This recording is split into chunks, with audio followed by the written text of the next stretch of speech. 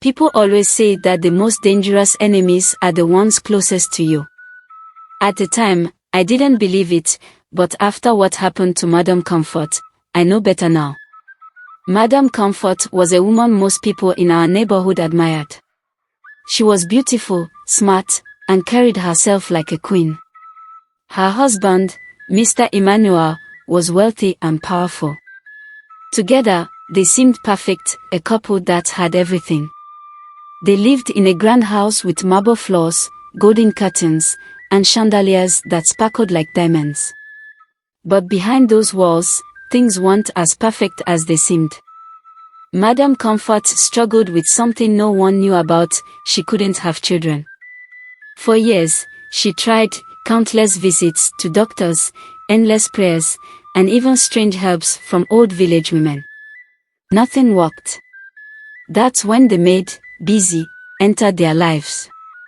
Busy was hired to help around the house, cleaning, cooking, and running errands. She wasn't like the other maids. There was something about her, always quiet but strangely confident.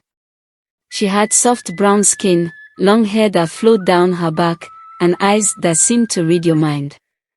She never smiled too much, but when she did, it was enough to make anyone drop their guard. At first, Madame Comfort adored her. "Busy is such a hard worker," she would say proudly.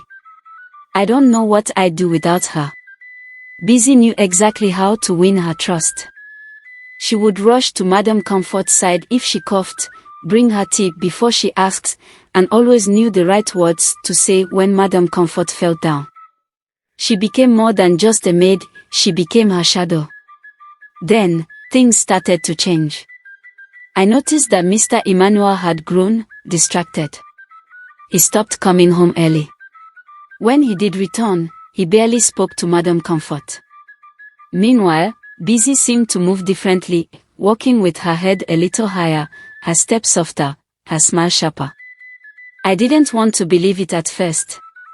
But then I started noticing things: jewelry that once belonged to Madame Comfort now on Busy's wrist, a new phone in Busy's hand, and the way she would appear whenever Mr. Emmanuel was near.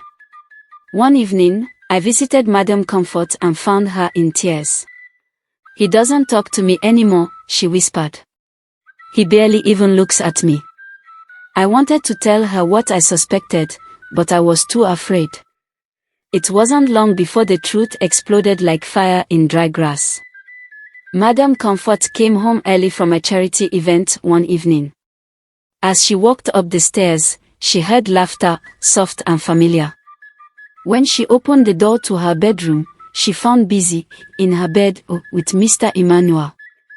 The scream that followed shook the entire house. The next day, news spread across the neighborhood like wildfire: Mr. Emmanuel had left his wife for the maid. The maid. People whispered about it for weeks: how Busy, the quiet girl who once scrubbed floors, was now driving Madame Comfort's car, wearing her clothes, and living in her house. But karma is patient, and always watching. Busy may have taken Madame Comfort's husband, but she didn't know the full story. Mr. Emmanuel's wealth was tied to Madame Comfort's family. The cars, the house, even the business, it was all hers. Not long after, Madame Comfort's lawyers struck.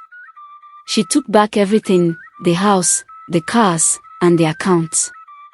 Mr. Emmanuel was left broke, and when the money dried up, so did Mariel's affection. I heard that she packed her bags and left him for another man, one who had more money.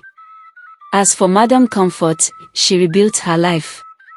It wasn't easy, but she found strength in herself.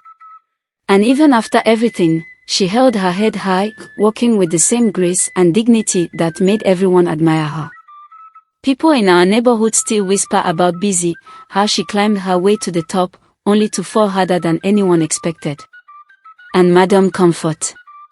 She became a symbol of resilience, a reminder that no matter how much someone tries to take from you, strength, pride, and dignity are things no one can steal. Some say Busy was wicked. Others say she was just clever. But one thing is certain: when you try to take what isn't yours, the fall is always harder than the climb.